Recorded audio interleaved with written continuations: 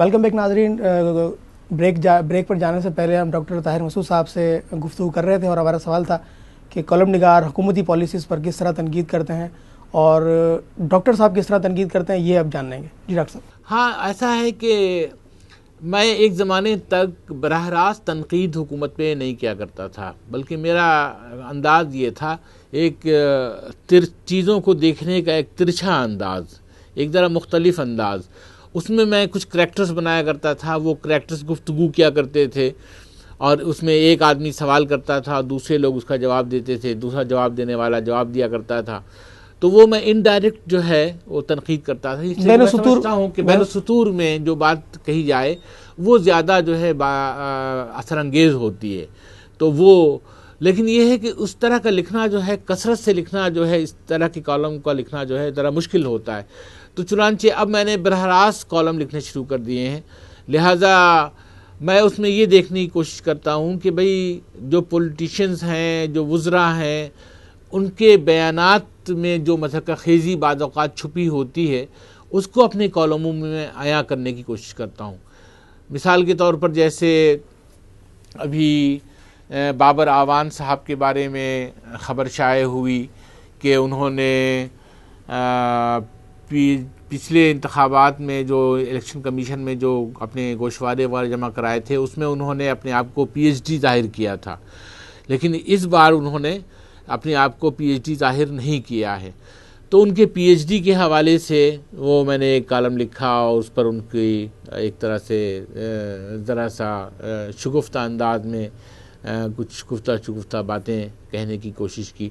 تو اس میں اصل میں یہ ہوتا ہے کہ دیکھیے نا, ایک تنقید حکومت پر یا حکومت کے کاموں پر اداریے میں کی جاتی ہے, ٹھیک ہے نا, اور ایک تجزیہ جو ہے مضمون میں کیا جاتا ہے. تو یہ دونوں تجزیے جو ہیں سنجیدہ نوعیت کے ہوتے ہیں. کالم جو ہے اتنی سنجیدگی کا متحمل جو ہے وہ نہیں ہوتا, میں سمجھتا ہوں, جتنا ایک اداریہ ہو سکتا ہے یا ایک مضمون ہو سکتا ہے. تو ویسے تو اب مضمون میں اور کالم میں فرق ہی مٹ گیا ہے. اب ہر قسم کی تحریریں جو ہیں وہ کالم میں شمار کی جاتی ہیں. حالانکہ ایسا تو نہیں کہ حکومت کا پریشر کالم نویسوں کو دبا دیتا ہے؟ نہیں, حکومت کا کوئی پریشر اس دور میں کم سے کم حکومت کا کوئی پریشر نہیں ہے. جب پریشر نہیں تو ڈاکٹر صاحب کتنے لوگوں کو جو ہے وہ قتل کر دیا گیا, اغوا کر لیا گیا صحافیوں کو, تو پھر یہ کون سا, یہ کیا چیز ہے؟ یہ اس کے اسباب و عوامل کچھ اور ہیں. مثلا جن صحافیوں کو قتل کیا گیا ہے, سلیم شہزاد قتل کر دیے گئے, ولی خان بابر قتل کر دیے گئے. تو یہ جو افراد قتل کیے گئے ان میں سے کچھ کے بارے میں کہا جاتا ہے کہ ان کو حساس اداروں نے قتل کیا ہے, وہ حساس اداروں کے لیے کام کرتے تھے. اس کا مطلب تو یہ ہوگا نا کہ سچ لکھنا جو ہے وہ بہت مشکل ہے. وہ کالم نگار تو نہیں تھے نا, صحافی تو تھے. ہاں, صحافی تھے. دیکھیں نا, ایک رپورٹر میں اور ایک کالم نگار میں فرق ہے. فرق تو ہے, ٹھیک ہے نا. تو رپورٹر جو رپورٹنگ کرتا ہے بعض اوقات انویسٹیگیٹو رپورٹنگ کے حوالے سے, جس کے بارے میں یہ کہا جاتا ہے کہ یہ ذرا پرخطر ہوتی ہے, تو انویسٹیگیٹو رپورٹنگ کے حوالے سے بعض اداروں پہ, بعض افراد پہ, بعض سیاستدانوں پہ, بعض مافیات پہ زد پہنچتی ہے. لہذا وہ ایسے لوگوں کو یا تو خریدنے کی کوشش کرتے ہیں, اور اگر خریدنے میں ناکام رہیں تو وہ ان کو رستے سے ہٹانے کی کوشش کرتے ہیں. تو یہ رپورٹر کے ساتھ ایسا ہوتا ہے.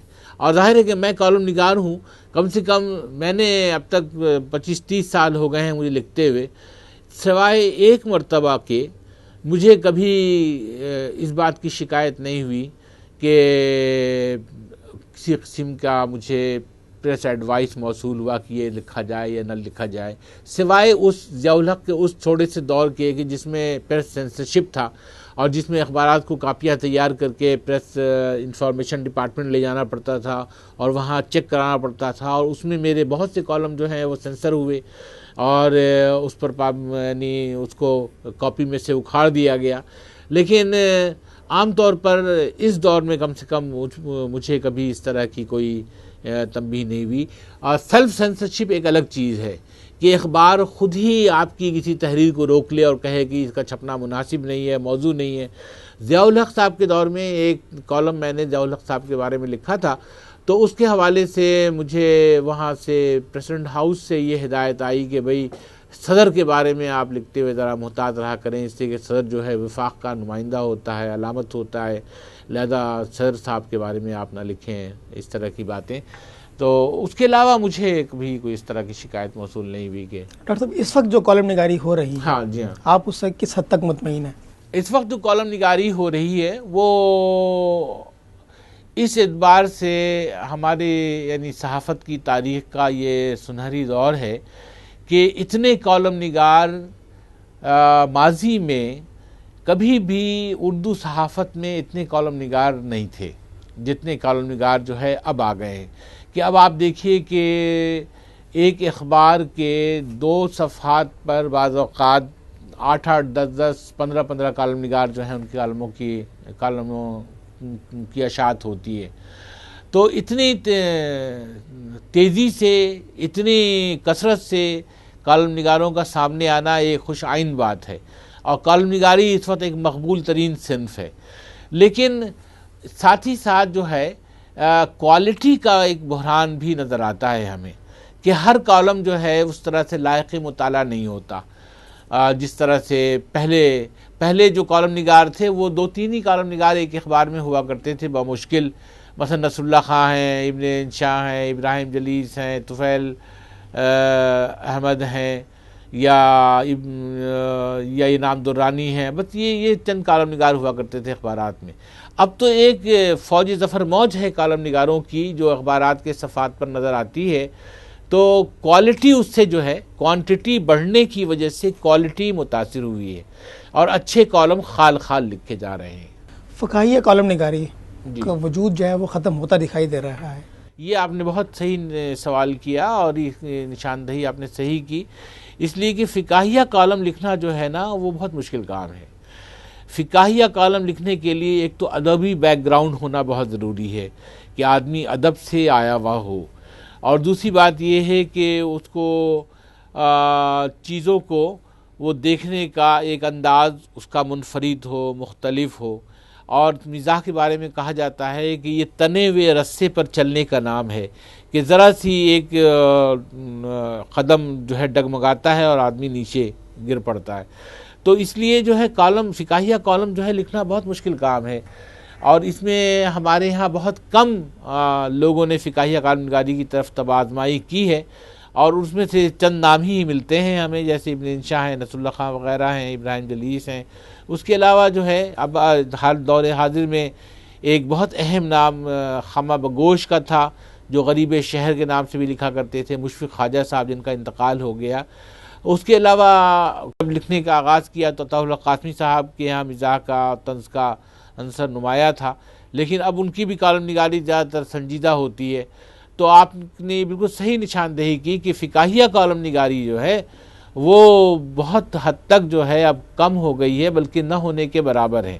اب ڈھونڈنے سے بھی ایسے کالم نگار مشکل سے ملتے ہیں کہ جن کو ہم فقاہیہ کالم نگار کہہ سکیں۔ ڈاکٹر صاحب اس وقت جو ہماری جو پولیٹکس ہے اس کو کس طرح دیکھتے ہیں آپ؟ اس وقت جو پولیٹکس ہے، دیکھیے جیسی کیسی بھی جمہوریت جو ہے وہ بہرحال وجود میں آ چکی ہے، اور ادارے جو ہیں انہوں نے کام کرنا شروع کر دیا ہے۔ میں اس کو اس طرح سے دیکھتا ہوں کہ اس وقت ہماری اس میں کوئی شبہ نہیں کہ عدلیہ کے احکامات کی حکومت خلاف ورزی کر رہی ہے، اور جو احکامات عدلیہ دیتی ہے اس کو اوبے نہیں کرتی حکومت، اس میں ٹال مٹول سے کام لیتی ہے، یا کچھ نہ کوئی بہانے بازی اور بہانہ ترازی کی ایک صورت نظر آتی ہے۔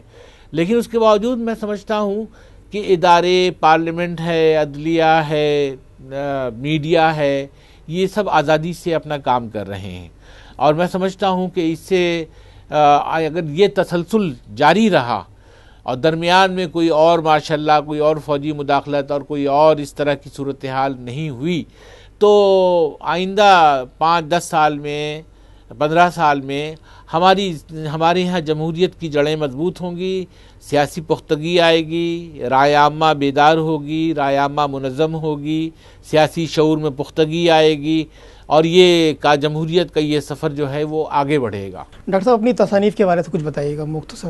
ہاں، میری پہلی کتاب جو ہے یہ صورت گر کچھ خوابوں کے منظر عام پہ یہ کتاب آئی تھی، اور اس نے بہت مقبولیت حاصل کی. اس نے یہ بھارت میں بھی شائع ہوئی اور یہاں بھی اس کے متعدد ایڈیشن جو ہیں وہ چھپے ہیں. یہ کتاب جو ہے انٹرویوز کا مجموعہ ہے جس میں کوئی سمجھیے کہ 34-35 ادیبوں کے جو اردو کے معروف ترین ادیب ہیں ان کے انٹرویوز ہیں، ان کے خاکے ہیں. تو ایک کتاب تو یہ تھی. پھر دوسری کتاب میری جو ہے کالموں کا مجموعہ برگردن راوی جو ہے وہ شائع ہوئی. تیسری کتاب میری جو ہے ایک تحقیقی کتاب تھی، اردو صحافت کی ایک نادر تاریخ. جی ہاں، اور بہت مقبول ہوئی ہے وہ بھی بہت پسند کی گئی. ناظرین، یہ کتاب دیکھ رہے ہیں آپ، گمشدہ ستارے، ڈاکٹر صاحب کی افسانوں کا مجموعہ ہے. حال ہی میں منظر عام پر آ چکی ہے یہ کتاب. اور ڈاکٹر صاحب اس سے پہلے بھی برگردن راوی، یہ صورتگر کچھ خوابوں کے، اور صحافت 19ویں صدی میں ان کتابوں کے مصنف رہے ہیں. اور اس کے علاوہ 2 کالموں کے مجموعے بھی اب تک آ چکے ہیں. ڈاکٹر صاحب کوئی پیغام عوام کے لیے، اسٹوڈنٹس کے لیے؟ ہاں، میں سمجھتا ہوں کہ سب سے زیادہ ضرورت جو ہے ہماری قوم کو اور ہمارے طالب علموں کو وہ ہے مطالعہ کرنے کی اور سوچ بچار کرنے کی عادت. پولیٹیشنز کو بھی اور پولیٹیشنز کو بھی، کیونکہ ایک پولیٹیشین کے بارے میں ایک غیر ملکی صحافی نے جا کر لکھا ملاقات کرنے کے بعد کہ مجھے ان کے گھر پہ صرف ایک کتاب نظر آئی اور وہ کتاب تھی ٹیلی فون ڈائریکٹری. تو اب وہ ہمارے ملک کے بہت مشہور سیاستداں ہیں، لہذا یہ صورتحال جو ہے یہ افسوسناک بھی ہے اور تشویشناک بھی ہے. تو ہمارے یہاں مطالعہ کرنے کی عادت جو ہے وہ سیاستدانوں کو بھی ڈالنی چاہیے، عوام کو بھی ڈالنی چاہیے اور طلبہ کو بھی ڈالنی چاہیے، کیونکہ مطالعہ کرنے ہی سے سوچ بچار کی کیفیت پیدا ہوتی ہے اور کوئی بھی مسئلہ جو ہے وہ سوچ بچار کے بغیر جو ہے وہ حل نہیں ہو پاتا. بہت شکریہ ڈاکٹر صاحب آج ہمارے پروگرام میں شریک ہونے کا. ناظرین، ڈاکٹر طاہر مسعود صاحب سے آج ہماری گفتگو ہوئی. کالم نگاری کیسے کی جا رہی ہے اور اس پر کیا اثرات پڑ رہے ہیں، عوام کے کالم نگار کیا سوچتے ہیں، اس سے کس طرح رائے ہموار ہوتی ہے، پولیٹیشنز کو کیا کرنا چاہیے. آپ اپنی آراء ہماری ٹیلی ویژن اسکرین پر ای میل ایڈریس اور فیس بک پر اپنی آراء ہمیں بھیج سکتے ہیں. اس کے ساتھ ہی اپنے میزبان خورشید رحمانی کو اجازت دیجیے. اگلے ہفتے کسی نئے میزبان کے ساتھ حاضر ہوں گے. تب تک کے لیے اللہ حافظ.